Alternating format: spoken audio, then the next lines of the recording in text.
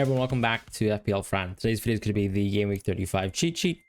We're looking at a week where, of course, we're actually still waiting for information on fixtures, namely double Game Week 36 and Game Week 37, whether that's going to be a blank as a result of potential doubles. I actually think, and my inclination is, the lack of information we've had so far, some of the sort of news that we've got, which is contradictory, of course, right? We have, Spurs claiming for a reschedulement a little bit earlier, Aston Villa sort of writing to the Premier League to sort of reject that. Some of the reporting as well between different journalists, and of course we have our fixture predictors. But I think my general indication is that we probably won't have double game weeks on 36, so the cheat sheet will not reflect that. Now keep in mind there's still probably a small, I'd say maybe 10% chance that we actually do have doubles, and we'll find out probably on Friday whether we do have doubles or not, because I think that's probably the last possible day that the Premier League can sort of give to sort of give us adequate information around them. So that aside, let's just jump into the cheat sheet. If you've never seen the cheat sheet series before, it's effectively a tier list series where we look at all the sort of players per price point, per position, looking at their effectiveness up until the end of the season. At this juncture, of course, a lot of people are just simply wildcarding and you're closing off your season, or you've wildcarded already and you're just looking for that a transfer of a certain player with good fixtures left, or plugging at least a gap within your team on the specific game week, and you're trying to get towards the end. Not too many fixtures left now. A lot of players, unfortunately, are rotating a lot. I suppose the games are increasingly more meaningless, and I think that creates a little bit more natural variance in terms of what can we expect from players, in terms of their minutes, in terms of what managers will do game to game, and there's different priorities clearly, right? Europe's still there, FA Cup, maybe for Palace, of course, and little things to think about. But I think I'll trust what managers have done so far up until this point and give my best bet at giving the cheat sheet. So in the sort of cheap seats, I suppose, with Shade and Semenyo, I think they're still probably some of the top picks. I think Rodgers and Sarr arguably could be there as well. Semenyo has a really poor fixture now, but I think Bournemouth still have some pretty good games to close off the season, even though one of them is City and one of them is Arsenal. I just think this Arsenal team is going to rotate. I don't think there's any two ways about it. He's just been a solid pick all season long. Rodgers will play really good minutes. Aston Villa do have to sort of try to get the best sort of possible league position for themselves. As far as Sarr, I think his minutes have been excellent for Crystal Palace, and I do feel a little bit bad about not having Rodgers and Sarr at the top, but I just think that the fixtures are so good for Bournemouth, and Semenyo, you're still really looking at a really great fixture in Game Week 38, which I'm including, right, in this sort of slope. So in comparison to some of the fixtures that Rodgers and Sarr have, even though they do also have home games, I think it's slightly worse in comparison. I don't think there's too much between these players, though, so I'd be happy owning all four of them. Murphy, I think, is quite a step off. You're looking at reduced minutes, not quite the same sort of level of production based on those sort of expectations of minutes, and worse fixtures ultimately for a Newcastle team that have just come off a Ipswich at home game. In the next tier list, we have Kluivert at the top now. He's back fit. He's been playing good minutes. Probably got a little bit less minutes just due to the Evanilson red card. At the same time, I think he's still prone to being a substitution. We know Evanilson equally too, I think, but Kluivert in the sort of depth that they have right now within the midfield position, very likely, of course, that he's going to see these full-on 90-minute games. And I think that's something that you can bank on. That's very, very important at this moment in time. Same applies to Kudus. No real competition within this West Ham team. Some pretty good underlyings, really good fixtures left for West Ham. And they seem like they're still playing for something, right? Even though technically they aren't. And at least the minutes are there. You can probably say Kudus is interesting value. Asensio, the minutes I don't think are necessarily there. There's going to be much more rotation for Aston Villa. There's not really any sort of priorities left within the sort of competitions that they have remaining. It's just the Premier League. So the amount of depth that they have, I think, is a bit of a negative offset on Asensio. However, the big plus for Asensio in the short term is actually he is now the penalty taker. With Rashford being injured, you actually have a knock-on benefit for Asensio. Not that I think his minutes would be perfect, but once again, if you ask me the sort of general question of do I prefer Rodgers or Asensio, I think I'm much more pro Rodgers. But Asensio is actually now a really solid pick because Aston Villa actually don't have poor games whatsoever. Gibbs White, also very solid pick, and you've got a Leicester at home game, and he plays really, really good minutes. Once again, the caveat is the underlying stats aren't particularly good. Had an amazing shot and strike, I believe, with his left foot, sort of scissor kick type attempt versus Man City. He's just a very consistent, solid pick, and I think a huge differential as not many people own him whatsoever within the game. Eze is another elite pick too. I do feel a little bit bad that I did drop the Crystal Palace players last week. I think actually holding them makes a lot of sense. I know a lot of people are saying that people will be bubble wrapped for the FA Cup, and to an extent that's true, but you also need to sort of maintain match fitness. The FA Cup game is effectively going to happen game week 37. So if you own these Crystal Palace players up until now, there's really no issues, I believe, with just keeping them and understanding that maybe, the rotation comes a little bit later. I think it doesn't make sense to sort of start playing the second string team in games. But of course, people can get a little bit more rest and actually not be overexerted within the league. And I get that has a knock-on impact on players like Sarr and Eze. As far as the differential players, you've got Barnes, Trossard, Martinelli.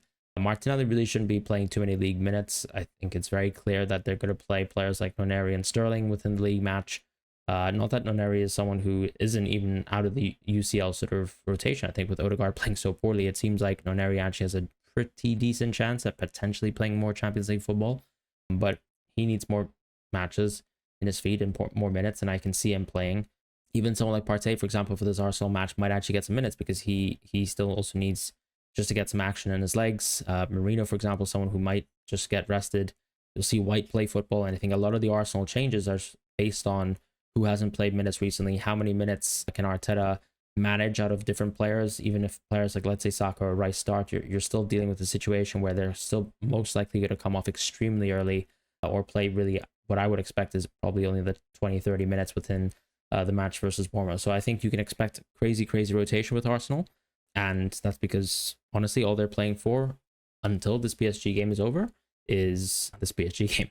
As far as Trossard, though, it's an interesting thing because with Partey coming back, he's most likely actually going to be on the bench in the Champions League match. So I can actually see him starting versus Bournemouth, and clearly he's been extremely hot in form. Not a surprise, right? Trossard has always been a very solid FPL player and asset. I do think that he might start this match, but you're still dealing with some really poor fixtures coming out of this. So that's why Arsenal picks I don't really like whatsoever. And Barnes, similar sort of reaction to Murphy. I think Barnes obviously has really good XGI, but I do think Gordon will probably get some more minutes. He's been quiet, I suppose, as of the last two games, and naturally, of course, Gordon is a bit more of a left winger. In the next tier, I've given actually Bowen a rise. I just think when you look at the midfield landscape, it's actually very thin in terms of players who actually provide good minutes, who actually won't be rotated, who have decent fixtures. Probably a mistake on my part to actually drop Bowen last week. Probably disrespectful, I suppose, and maybe too respectful of this Brighton team that have just been quite poor as of late in terms of the amount of chances that they've actually given to actually some pretty weak offenses. And that was very much the case within the Leicester game, again, replicated within the West Ham game, and they have a lot of injuries. Now, going back to the main point on Bowen, it's just about closing off the season with some players who kind of give you the guarantees no matter what, and Bowen is one of them, despite sort of lack of pens. Luis Diaz, I've given a drop. That Tottenham game was huge. The Liverpool remaining games for the rest of the season aren't particularly good. I think from an attacking point of view, Brighton probably the next best game of the calendar, and that's it. De Bruyne, I still find interesting because he actually played within the FA Cup match. Bruno, I'm actually expecting maybe he could also still play reduced minutes in game week 35 here. He did play extremely well in game week 34 versus Bournemouth, and very deservedly got double bonus points, and it just shows you how built for the game Bruno is when it comes to FPL, because even without actually getting a goal and assist, he's getting 2 bonus points within a match. It just shows you, I suppose, also the quality of the match at some point in time, and obviously the exchange of control as United actually were playing 10 versus 11 for the last 20-30 minutes of the match, and that obviously allowed Bruno to create a lot more chances. And we've seen United dominate a lot of games end within specific game states, particularly with sort of Maguire up top, things like that. But De Bruyne is the interesting pick, I suppose, because a lot of people have been transferring into him recently. He was sat in the FA Cup semi-final. I suppose you can make the argument that the league is still the priority for Man City, and that could have been rotation because De Bruyne was actually prioritized to play and start effectively 2 matches in a row within the league, and was rested in the FA Cup. I think that he's still a strong pick, and until we see Pep move away from that sort of false 9 structure, then maybe we can sort of reconsider De Bruyne. But I think right now he's still a very solid FPL pick just in the short term. But we know it's very short term, and I don't think there's going to be a double for Man City. So we'll see. You have Wolves, you've got Southampton, matches like that.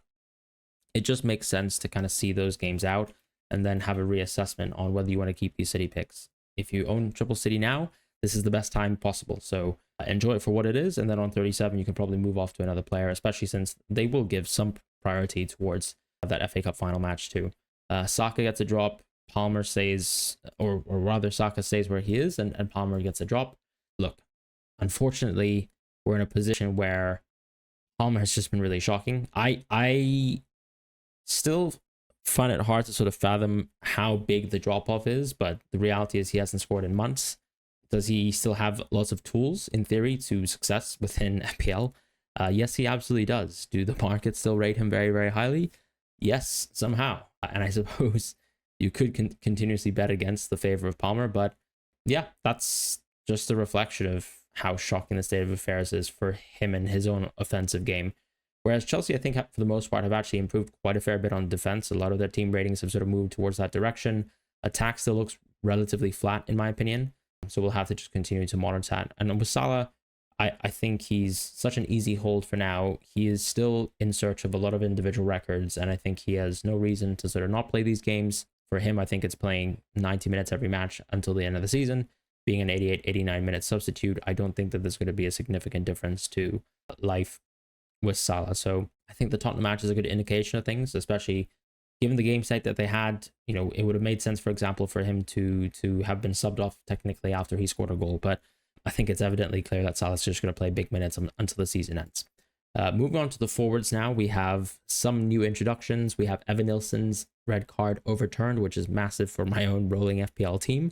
And not that I get the red card rescinded in terms of FPL points, but at least he does play football next week and the week after and the week after that. Vardy and Welbeck have been added. Vardy has an amazing game 35, but do you really trust Vardy in this lesser team? I'm not so sure, to be quite honest.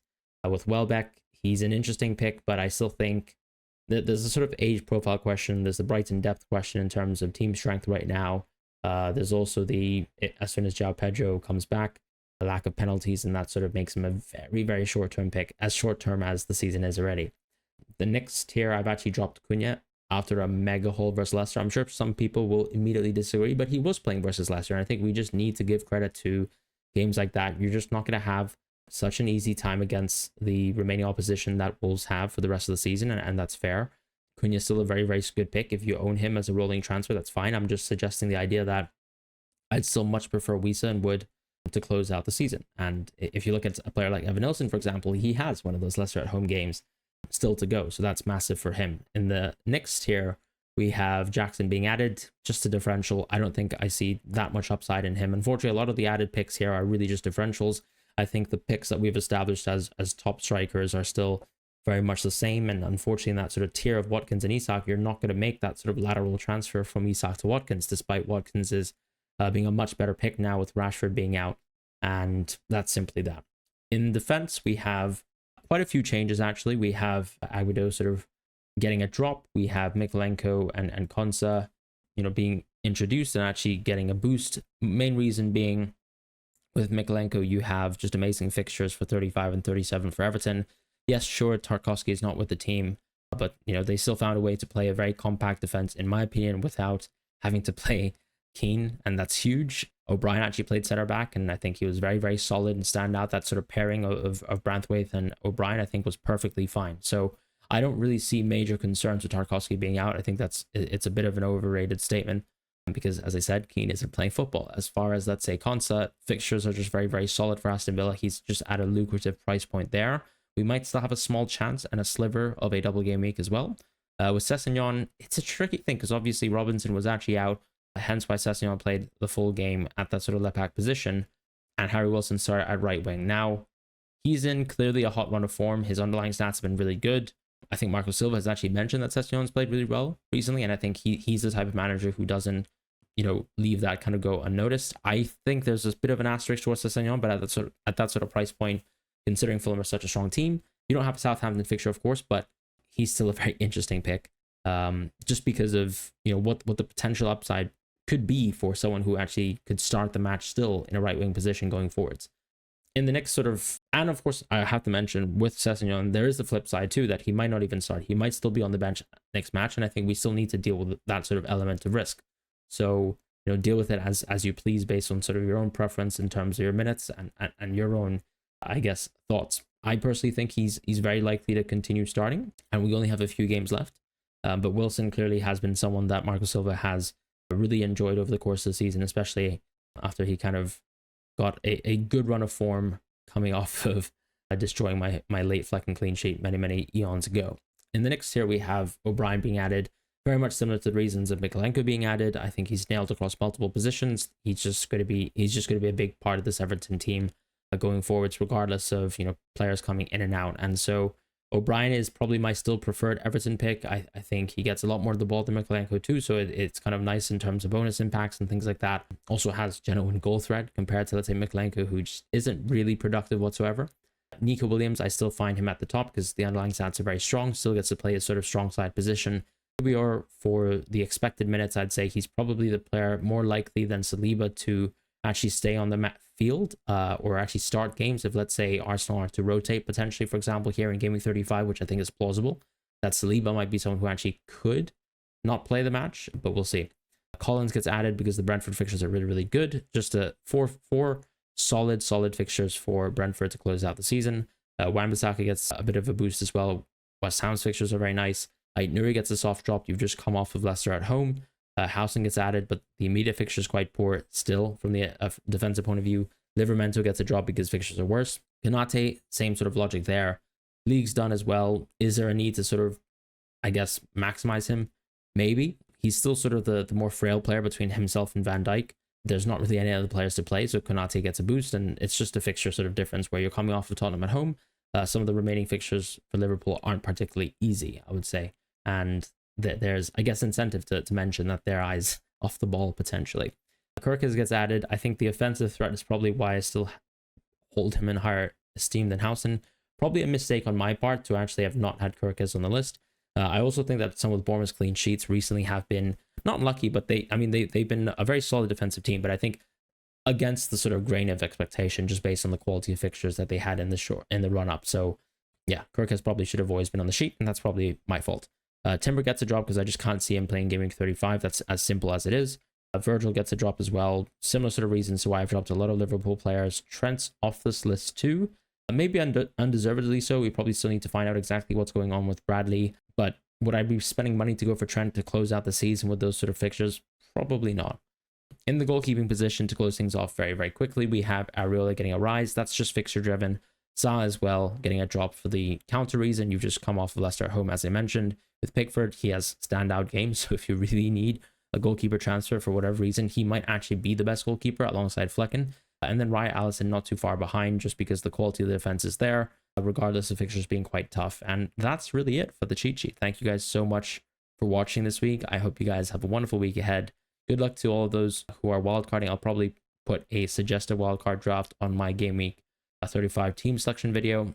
As for myself, transfer wise, I'm looking potentially to make a defensive transfer if we actually get fixture news, because I can see myself trying to maximize on this Everton defense and the quality of fixtures that they have, specifically on 35 and 37. I know, as I said, some people are kind of against the idea of going for Everton players, but I just think when you look at actually expected clean sheets over up until the end of the season, Everton are probably top, and there's, you know, some value in being able to make a move like that, whereas I feel like we're kind of stuck in the mud right now with midfield transfers, with forward transfers as well, given that a lot of the forwards and midfielders that we own can still be very easy and safe holds. So I think the only avenue to actually get a bit of a boost is actually in defense, where you've got a couple of fixtures left for teams like Arsenal and Liverpool, where I don't think the expected clean sheets are very high whatsoever, and there's an opportunity to get a little bit of upside there. So thank you guys so much once again for watching. I'll see you guys soon in the next video. Take care and goodbye.